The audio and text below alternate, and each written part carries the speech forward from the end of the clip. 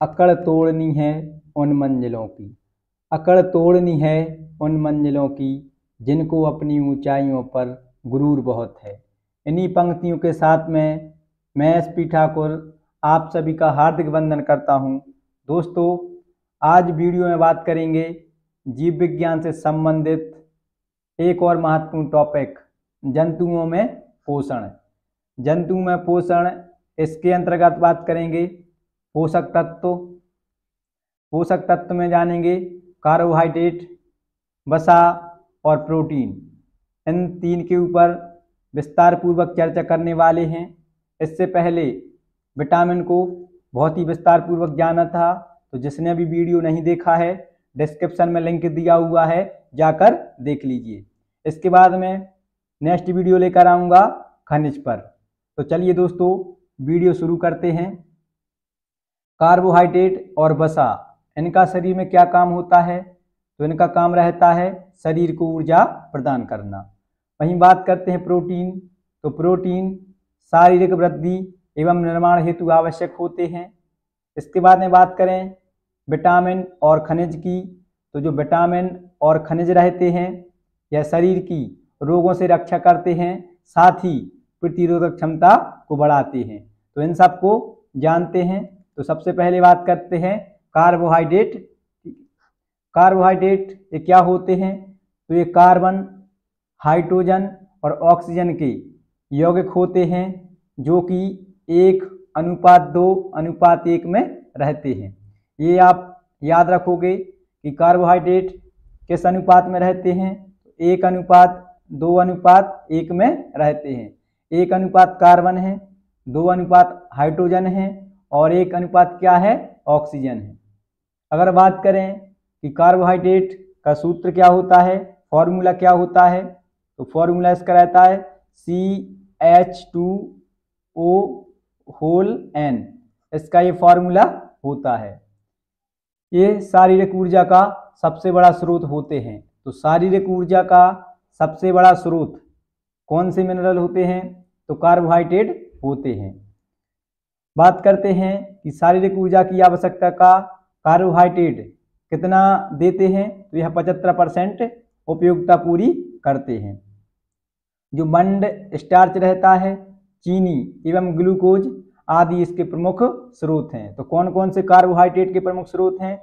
मंड मतलब कि जिसको स्टार्च बोलते हैं, चीनी और ग्लूकोज।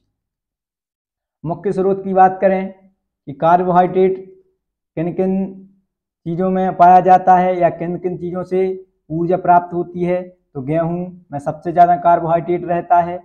उसके बाद चावल, उसके बाद मक्का, बाजरा, आलू, चुकंदर, शकरकंद, शलजम और केला, इन सभी में पर्याप्त एनर्जी मौजूद रहती है। एक ग्लूकोज के पूर्ण ऑक्सीकरण से कितनी ऊर्जा प्राप्त होती है? तो 4.2 किलो कैलोरी ऊर्जा प्राप्त होती है। कितनी होती है? 4.2 किलो प्रति कैलोरी ऊर्जा प्राप्त होती है एक ग्लूकोज के पूर्ण ऑक्सीकरण से। तो ये इंपॉर्टेंट फैक्ट है, याद रखोगे। इसके बाद में बात करें कि कार्बोहाइड्रेट के क्या कार्य हैं, तो शरीर को ऊर्जा प्रदान करना और शरीर में भोजन संचय के समान कार्य करना। शरीर में जैसे भोजन संचय करता है ना, उसी प्रकार कार्बोहाइड्रेट भी कार्य करते हैं।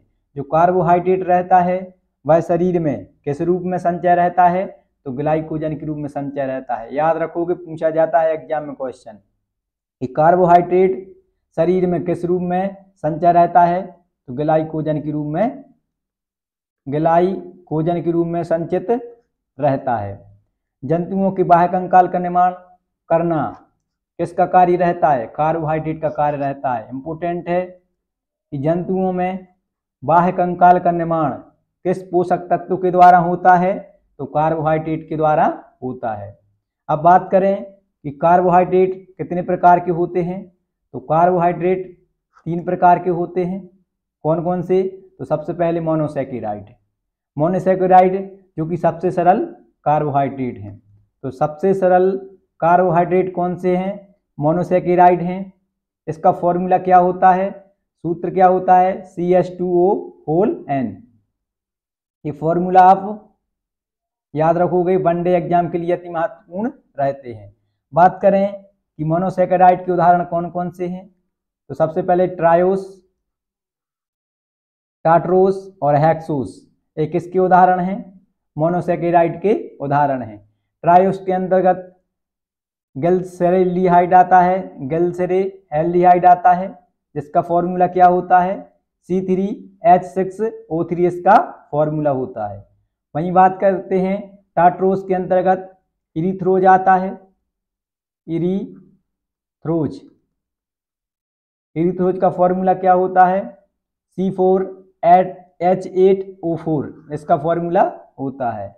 हेक्सोस के अंतर्गत कौन कौन से आते हैं, तो याद रखोगे जो शरीर में सबसे ज़्यादा एनर्जी प्रदान करता है, शरीर को फास्ट एनर्जी कौन प्रदान करता है, तो ग्लूकोज प्रदान करता है। वह किस सेकेराइड के अंतर्गत आता है, तो मोनोसेकेराइड के अंतर्गत, हेक्सोस के अंतर्गत आता है। उसके बाद में फ्रक्टोज और गैलेक्टोज ये सभी क्या हैं, हेक्सोस हैं। अगर ग्लूकोज का फॉर्मूला की बात करें तो C6H12O6 इसका फॉर्मूला होता है। ग्लूकोज जो कि शरीर को तुरंत ऊर्जा प्रदान करते हैं, ठीक है।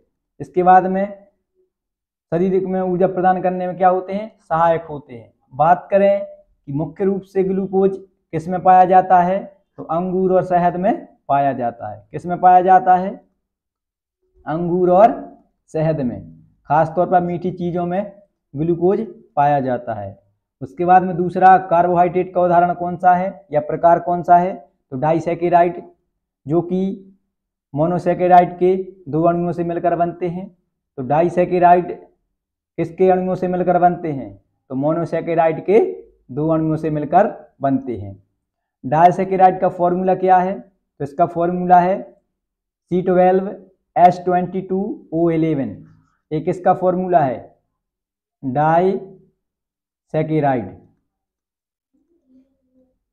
डाइसेकेराइड्स का ये फॉर्मूला है।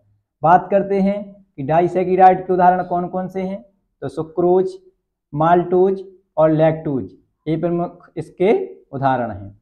इसके बाद में तीसरा प्रकार आता है कार्बोहाइड्रेट का, वह कौन सा है, पॉलीसेकेराइड। पॉलीसेकेराइड जो कि मोनोसेकेराइड के अनेक अणुओं से मिलकर बना होता है। कितने, अगर डाइसेकेराइड की बात करें तो यह मोनोसेकेराइड के दो अणुओं से मिलकर बनता है। वहीं पर बात करें पॉलीसेकेराइड की तो यह है मोनोसेकेराइड के अनेक अणुओं से मिलकर बना होता है। इसके फॉर्मूला की बात करते हैं तो C6H12O5 होल N इसका फॉर्मूला होता है। इसके उदाहरण में बात करते हैं तो स्टार्च, सेल्यूलोज, काइटिन और ग्लाइकोजन यह पॉलीसेकेराइड के उदाहरण हैं।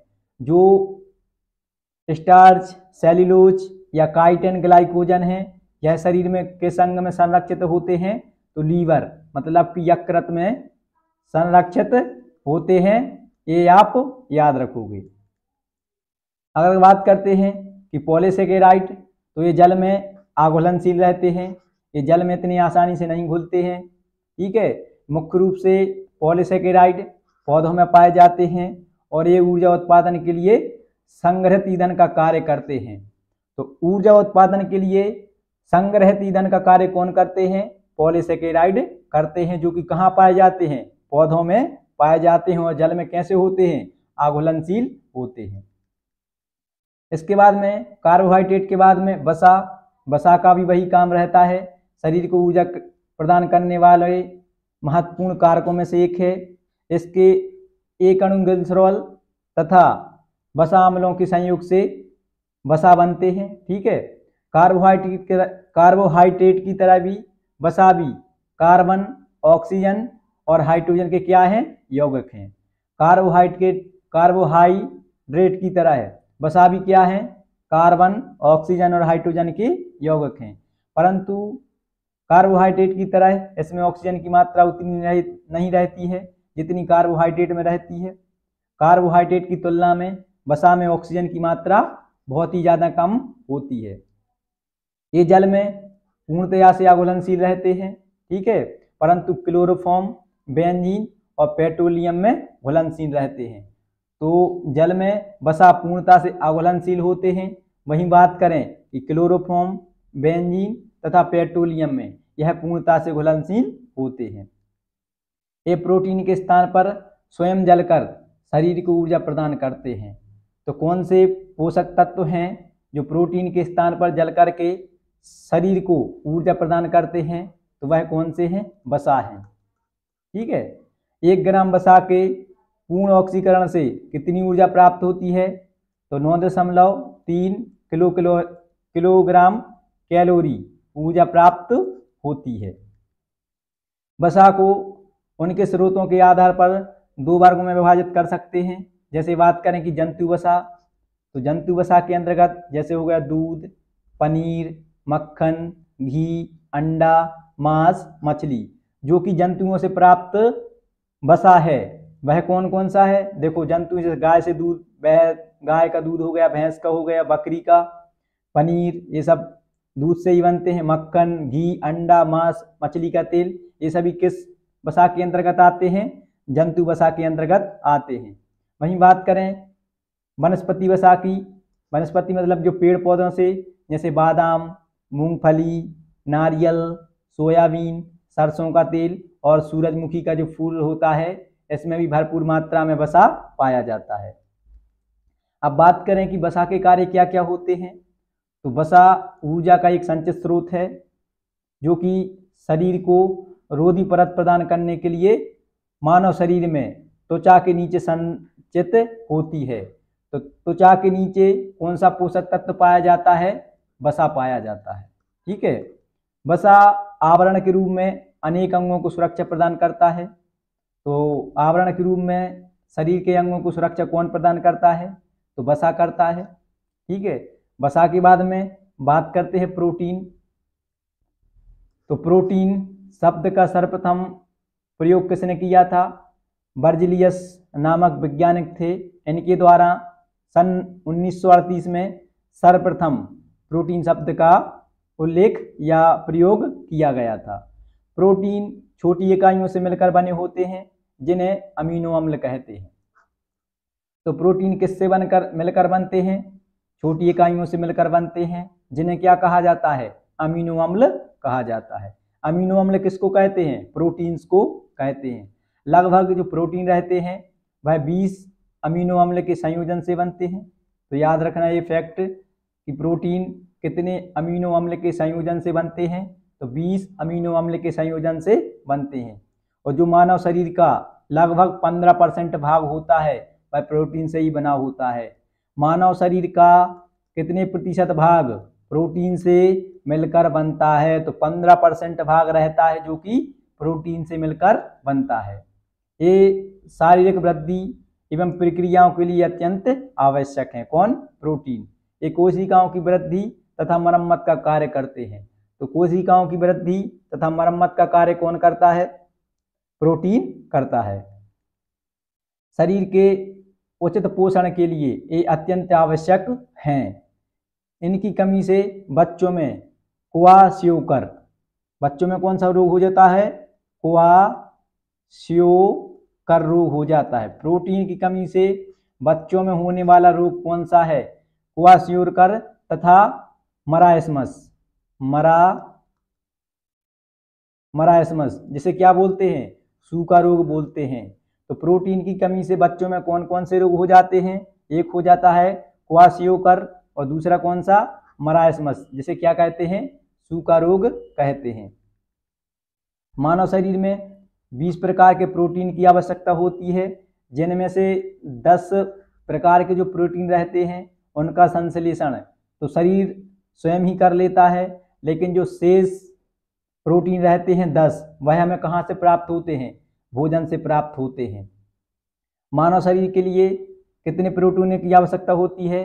तो 20 प्रोटीन की आवश्यकता होती है, जिनमें से मानव शरीर कितने प्रोटीन का संश्लेषण स्वयं कर लेता है? तो 10 प्रकार के प्रोटीन का संश्लेषण मानव शरीर स्वयं कर लेता है। बाकी की बचे 10 तो उनको हम भोजन के द्वारा प्राप्त करते हैं।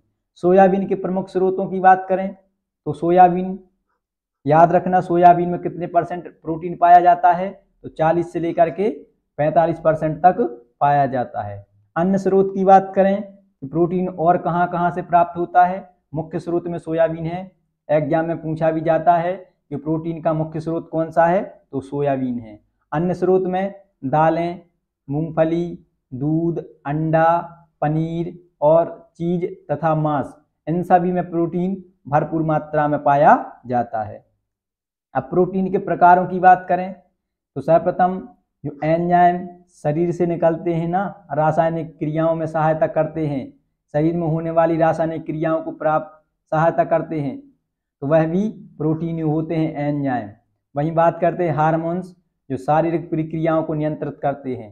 पहली बात तो शारीरिक प्रक्रियाओं को नियंत्रित कौन करते हैं, हार्मोन्स करते हैं। और हार्मोन्स एक प्रकार के क्या हैं, प्रोटीन हैं। क्या है, प्रोटीन। वही शरीर में होने वाली रासायनिक क्रियाओं में सहायता कौन करते हैं, एंजाइम करते हैं। और एंजाइम क्या है, एक प्रकार के प्रोटीन हैं। ये क्वेश्चन भी पूछे जाते हैं एग्जाम में, ये एंजाइम है प्रोटीन, वसा, कार्बोहाइड्रेट, विटामिन या फिर खनिज। तो आपको याद रखना है कि एंजाइम हो गए या फिर आपके हार्मोन्स हो गए, ये एक प्रकार के क्या हैं, प्रोटीन ही हैं। इसके बाद में तीसरा होता है परिवहन प्रोटीन, जो कि रक्त में विभिन्न पदार्थों को ऊतक तक ले जाता है, ऊतकों तक ले जाता है और शरीर को शारीरिक सुरक्षा प्रदान करने में सहायता करते हैं। इसके बाद में संरचनात्मक प्रोटीन, जो कि कोशिकाओं तथा ऊतकों का संरचनात्मक भाग बनाते हैं। इसके बाद में रक्षात्मक प्रोटीन, जो कि संक्रमण से लड़ने में सहायता प्रदान करते हैं। इसके बाद में संकुचनशील प्रोटीन, जो कि गति तथा चलने के लिए मांसपेशियों का संकुचन करता है। तो दोस्तों ये थे आपके प्रोटीन, वसा और कार्बोहाइड्रेट। कार्बोहाइड्रेट।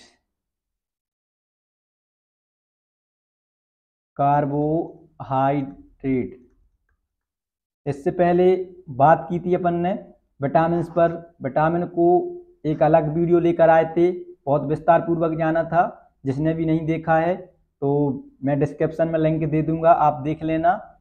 बचा आपका खनिज, तो खनिज मतलब मिनरल, इसको नेक्स्ट वीडियो में डिस्कस कर लेंगे। तो आई होप आप सभी के लिए जानकारी अच्छी लगी होगी। अगर आप सभी के लिए जानकारी अच्छी लगी हो तो वीडियो को लाइक और चैनल को सब्सक्राइब कीजिएगा, वीडियो को ज़्यादा से ज़्यादा शेयर कीजिएगा। मिलते हैं आप सभी को नेक्स्ट वीडियो में, तब तक आप सभी के लिए जय हिंद।